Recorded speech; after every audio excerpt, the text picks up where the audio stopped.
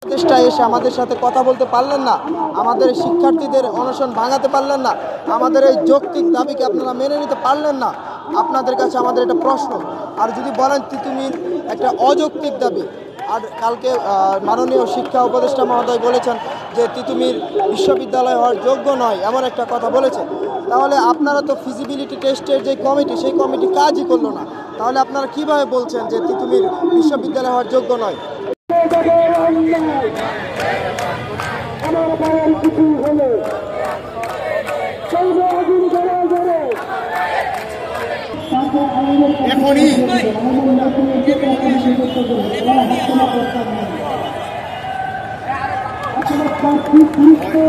আপনি স্যারের কাছে পারমিশন নিবেন না, তারপর